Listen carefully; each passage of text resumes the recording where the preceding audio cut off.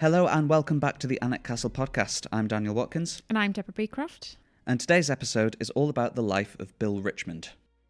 You might have read about Richmond in Greg Jenner's book Dead Famous, or watched the character inspired by him on Bridgerton. Today we're speaking to Luke Williams, author of Richmond Unchained, the biography of the world's first black sporting superstar. Born into slavery in America, young Bill was liberated through the intervention of Earl Percy, the future second Duke of Northumberland and Lord of Alnwick Castle. Bill travelled to England with the Duke as a free man, becoming a cabinet maker and then a boxer. His fame grew, and in 1821 he had an official role at the coronation of King George IV. We spoke to Luke about all these things and more, including just how different it was to be a boxer 200 years ago. You might hear a difference in sound quality in the main part of the interview. We did have a few microphone issues, but hopefully you'll still be able to hear everything clearly. Please enjoy.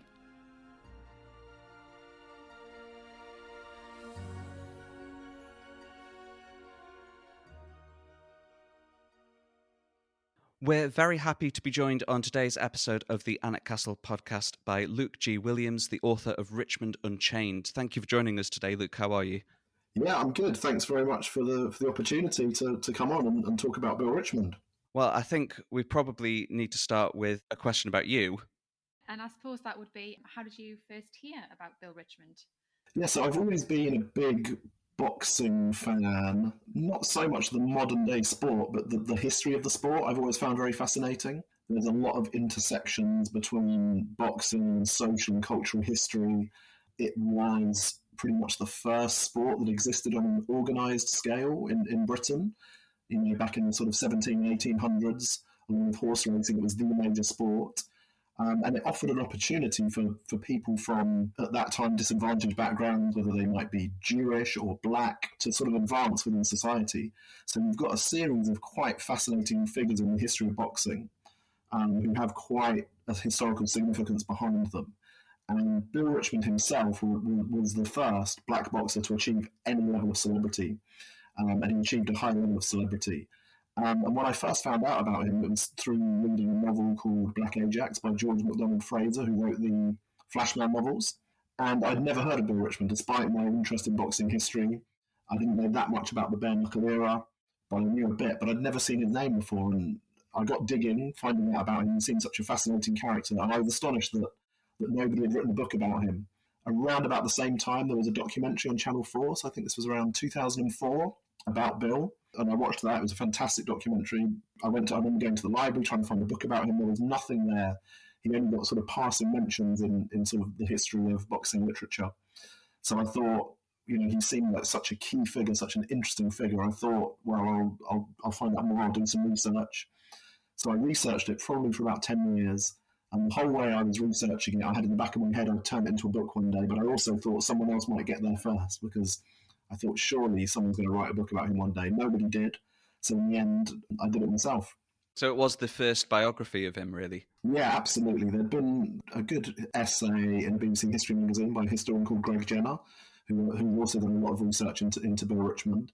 And there were articles here and there, but no full-length biography at all, which I thought was a real oversight in sporting history, really. I mean, when we think about the history of sort of black sport and black boxers, we think about Muhammad Ali, we think about Jack Johnson, who were sort of 20th century pioneers, but Bill Richmond, who was there 100 years earlier, there was nothing proper about him, and I thought that oversight needed to be corrected. So you mentioned that you had an interest in the history of boxing as it was. Can you tell us a little bit about what boxing was like in the early 19th century and how it differs to how it is today? When we think about boxing back in those days, we have to sort of eliminate most thoughts in modern day boxing. So to start with, there were no gloves. So the sport was probably fought at a slower pace, but it was much more violent and potentially gory and bloody than it is today. To modern sensibilities, it seems quite savage, actually, the way that boxing was back then. And another big difference in terms of the rules was, today a boxing match will last for 12 3-minute rounds. There's a 1-minute gap every 3 minutes, but in the bare knuckle days it was a fight to the finish. So a round only ended when somebody was knocked down. Then you had a 30-second gap where you had to get back to the line in the middle called scratch, which is where the expression "come up to scratch" originates from. And as long as you got back to scratch, the fight continued. So there were accounts of fights that would last hours, 60, 70, 80 rounds sometimes fights would go on. So the rules are very different. In terms of the sort of hoopla surrounding the sport, though, there's quite a lot of similarities with today. I don't know if people have been following, the Tyson Fury and Alexander Usyk. They're trying to negotiate a big heavyweight fight at the moment, and there's back and forth about money and location and who's going to get the bigger share of the purse and all of that. That's pretty much identical to how it was in the bare knuckle days as well, because the sport itself was inexorably linked with money and with gambling. It was known as prize fighting for a reason. So there would be debates about how much the purse was going to be. There would be debates about where the fights were going to be held. Boxing itself was probably, the legal experts would disagree on this, but it was essentially probably illegal in certain parts of the country. Magistrates would try and shut down fights. So that you would often have fights, it was quite a renegade activity taking place on the boundaries of different counties, so they could evade the magistrates who'd try and close them down. But at the same time, although it was a renegade activity, the biggest fighters were incredibly famous in Britain at that time. They were the leading sports stars, the sort of the David Beckhams, the Lionel Messis of the day. Their exploits were covered in the newspapers. Their lives were covered in detail in the papers of the times. Most newspapers in that era were probably about 4 pages, a typical newspaper, and sometimes the accounts of fights would fill up half a page of those 4 pages with the detailed accounts of it. So boxing, which today has become a bit of a niche sport, in those days it was the leading sport, and the boxers themselves, the leading celebrities of the day. A lot of those people, like Bill Richmond, have now been a little bit forgotten about in the modern era, but they were the first sports stars in Britain, effectively. The subtitle of the book calls Richmond the world's first black sporting superstar. So he really was a superstar. He was incredibly famous at the time. Yeah, he was. I mean, he was renowned not only as a boxer, but as a great trainer and a promoter as well. And sort of a measure of his fame and the fame that boxers at that time enjoyed is that when King George, at his coronation, Bill Richmond was there along with another group of boxers to sort of act as ushers and bodyguards and add a bit of sort of celebrity stardust to the coronation. And I think that's a sort of graphic illustration of how famous Bill was and how famous, boxers or pugilists, as they were called, were at that time. He was a boxer, but he didn't start out as a boxer. So can you tell us a little bit about his early life before he arrived in Britain? Yeah, so Bill was born on the 5th of August 1763, by all accounts, in Staten Island, just off New York in America. So he was born into slavery. He was a house slave for a Anglican vicar called the Reverend Richard Charlton. And, to be honest, being born as a house slave in America, but being born into slavery at that time, the prospects were not good. But Bill's life was transformed at the age of 13. So for his first 13 years, he was in Staten Island, working as a slave, pretty unrelenting, horrible existence. But in 1776, the British arrive in Staten Island. We're in the midst of the War of Independence. And this is where the connection with Alnwick comes about. General Hugh Percy, the second Duke of Northumberland later, arrives in Staten Island serving for the British. And we don't exactly know how he and Bill first met each other, but Percy transforms Bill's life because he, a year later, takes Bill back to England. Bill is no longer a slave and gives Bill a real opportunity to make something of his life. Can you tell us a little bit about what happened with Bill and Percy? Because by the time he goes over to England, he has been freed.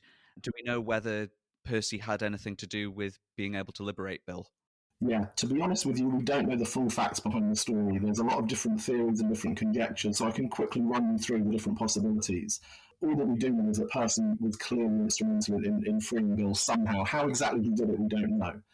There are some accounts that claim Percy saw the 13-year-old Bill sort of having a bit of a rumble with a few British soldiers outside a tavern and was sort of impressed by his athleticism and his prowess and sort of took an interest in him after that, which led to him taking Bill on as part of his staff and persuading the Reverend Richard Charlton, who was Bill's slave owner, to let him take Bill back to England. So that's one theory. Another theory is that Percy was dining at the Reverend Charlton's residence in Staten Island, and Bill announced a toast to King George, demonstrating his loyalty to the crown, and sort of, again, charmed Percy with his sort of outgoing personality and charisma. And that's why Percy wanted him as part of his staff and took him back to England. A third theory, which I advance in my book, is that there was possibly some sort of family connection between Bill and the Reverend Charlton, that possibly Bill was a secret son of the Reverend Charlton or of one of his offspring, and that in Percy, Reverend Charlton saw an opportunity to free Bill, who was related to him, and sort of persuaded Percy to take Bill with him back to England. So we don't know the real answer to the story. It is one of those great mysteries of Bill's life. But what we do know is that Bill left with Percy in May 1777 and came back to England with him. We also know that Percy himself was a supporter of abolitionist causes. He was a subscriber to different abolition texts later on. So clearly slavery was an institution that he disapproved of. So it's pretty clear, I think, that his motives for helping Bill and bringing Bill back to England were humanitarian ones. And once they were back in England, that wasn't the end of it. They did stay in contact for a while, even after Percy became the Duke of Northumberland. Is that right?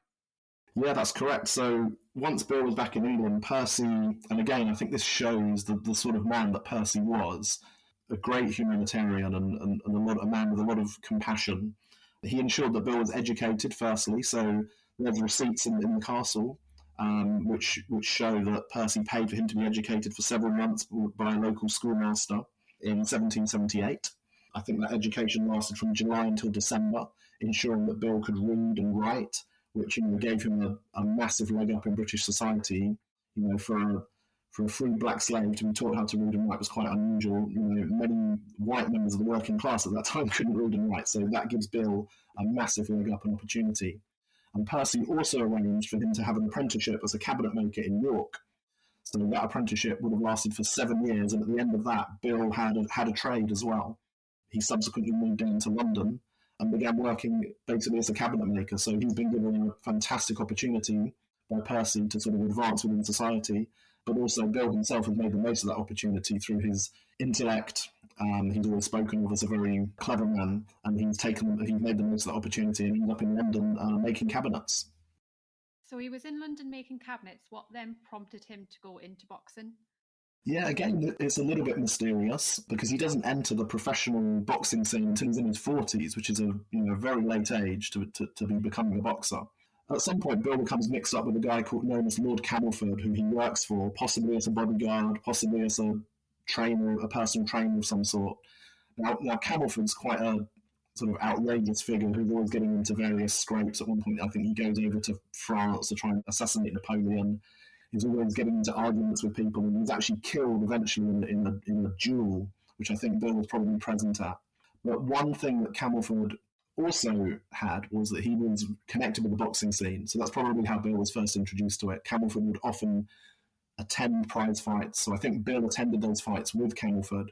And I think Bill was probably intoxicated by the glamour surrounding boxing, by the fact that there were these protagonists who were achieving fame and potential riches within the sport.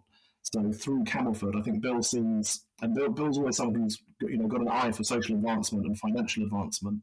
He sees an opportunity for a profession where he can make some more money. He sees an opportunity as well to maybe enter a profession that might be a bit more glamorous and exciting than cabinet making. Certainly a very different profession to cabinet making. But he did excel at boxing. He was famous enough that he was one of the superstars. So what was special about him as a boxer that allowed him to get that celebrity status? His athleticism and the fact that he was one of the first boxers to introduce certain techniques into the sport, that he would fight much more on what was known as the retreat, milling on the retreat. He was a counter puncher. He was a slick mover. So, I mean, the majority of boxers at that time sort of stand up, moved forward, not much art or skill to what they were doing, not much athleticism or agility to what they were doing. Bill was very agile. He was smaller than most boxers at the time. There were no weight divisions at that time, so he's having to fight people 2, 3 or 4 stone heavier than him. So he works on trying to tire out his opponents by moving around the ring and so on. So a bit like a sort of precursor to somebody like Muhammad Ali in terms of his sort of defensive prowess and the skill and the science of boxing that he introduced, rather than just sort of standing and slugging it out without any skill or art whatsoever. So that's really what he was renowned for, the sweet science of self-defense, as we might term it. Interesting that you mentioned Muhammad Ali, because we have 2 portraits of boxers in the Castle collection. One is a portrait of Bill Richmond. Mm-hmm. The other one is a signed photo of Muhammad Ali from when he visited the castle in the 19th. So a nice little connection through boxing history. Yeah, absolutely. So he became a boxer. He got to the coronation of George IV. He's got that celebrity status. What happened towards the end of his life? How long did he box for? Yeah, he was still. I mean, his last significant contest that he actually fought and won was in his 50s, and he only ever lost 2 professional fights in his entire career. I think his final record, I discovered recently a fight of his that hadn't been documented, so I think it ends up at being 18 wins and 2 defeats in his career. Yeah, an amazing record. Being unbeaten is very, very rare. There was probably more fights that we don't know about that maybe haven't been documented. But yeah, he beat a top contender in his 50s, and he continued training other fighters well into his advancing years and advising them. If ever any black fighters arrived in the UK from America, he would often, mentor and train them. Most famously, there was a boxer called Tom Molyneux, who very nearly won the Championship of England and would have been the first ever black boxing champion. Bill trained him for 2 huge fights against a guy called Tom Cribb, who was the champion at the time, who Bill had a bit of a rivalry with early on in his career. Bill had been defeated by Cribb. Cribb then went on to become champion, and Bill saw, I think, in Tom Molyneux, his fellow black American, the opportunity to win the heavyweight championship, to win the Championship of Britain, and they very nearly achieved it. The first Cribb-Molyneux fight, Molyneux was probably cheated. Again, there's conflicting accounts of exactly what happened, but there was some skullduggery at work that aided Cribb. They then had a huge rematch at a place called Thistleton Gap, which attracted about 10 or 15,000 people and was probably the biggest boxing match of the century. Unfortunately, Molyneux hadn't really trained as diligently as he could and had been a bit seduced by the celebrity lifestyle and lost that fight. And then soon afterwards, he and Bill sort of fell out, which was a real shame. But yeah, Bill continued training fighters late in his career, late into his life. I mean, the only sort of sour note in what was such a remarkable life really is that in his last couple of years, Bill did fall on hard times. And that's largely because the sport of boxing itself entered a bit of a slump. There weren't so many engaging characters around the sport. There was a lot of fight fixing going on and, disreputable activities. So the sport itself was fading a bit from public consciousness. Bill's main income was coming from training fighters and giving boxing classes. So his trade fell off a little bit. He tried to run a butcher's shop business, which failed. So when he actually died, sadly, his family were in quite a destitute situation after his death, which was very sad.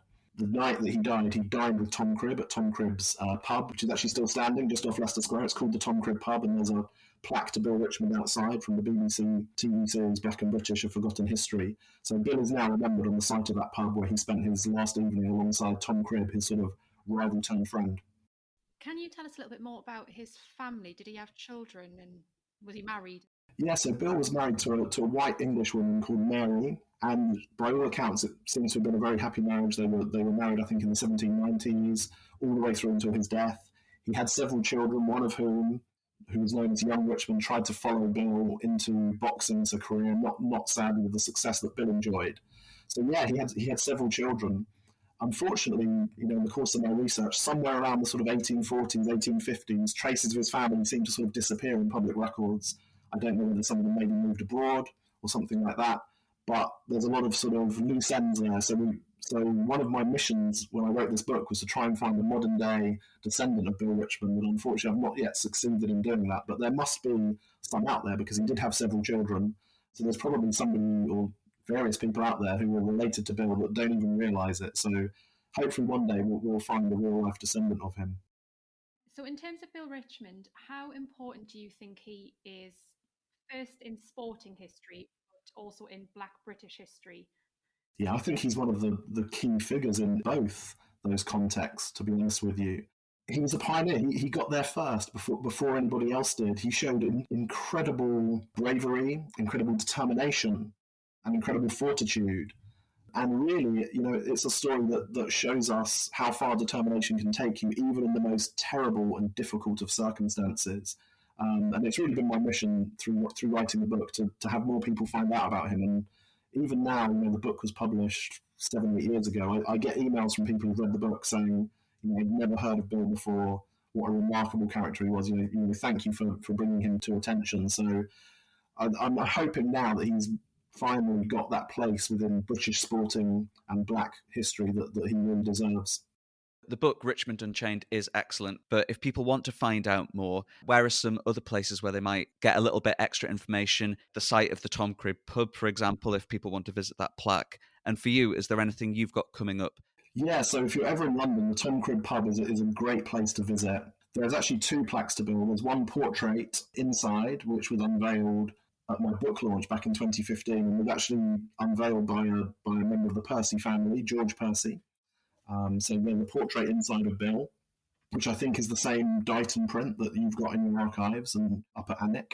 And then there's the plaque on the outside of the pub from the BBC David Olusoga series, Black and British: A Forgotten History. So that's a sort of must-visit location if you're interested in Bill and in the history of boxing and the history of Black British culture as well. In terms of myself, my next book is actually nothing to do with boxing or that side of things. I also have an interest in snooker, so my next book is a biography of a snooker hustler. And so I guess one of the things I do in my writings, I often try and uncover people from sporting history or sporting subculture who've maybe been overlooked or not been written about before, and that's another example of that. But one day I'd love to return to Bill's world. There's quite a bit of information I've found since I wrote the book. So when possible, I'd love to do a sort of further edition or an expanded edition or an updated edition. When that would be, I don't really know.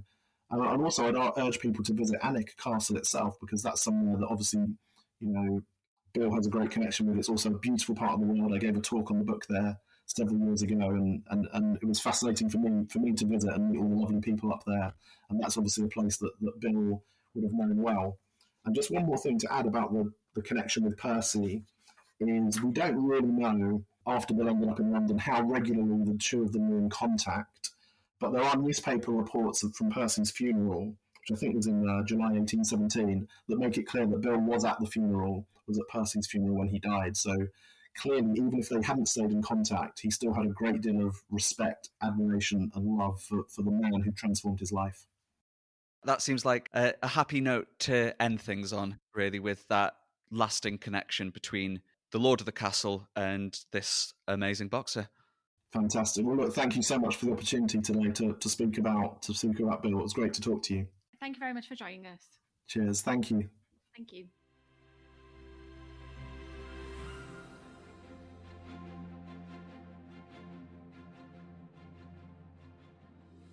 Bill Richmond's life is fascinating, and we hope you enjoyed our conversation with Luke about him. Richmond Unchained is available to buy now on ebook and in paperback. And if you visit the Lions of the North exhibition at Alnwick Castle, you'll see the famous striking view portrait of Bill, which also features on the cover of Luke's book. If you enjoyed this episode of the podcast, please let us know with a positive rating or review, or let your friends know with a share or recommendation. We'll be back in 2 weeks with the next episode of the Alnwick Castle podcast. But until then, I've been Daniel. And I've been Deborah. Thank you very much for listening, and goodbye. Goodbye.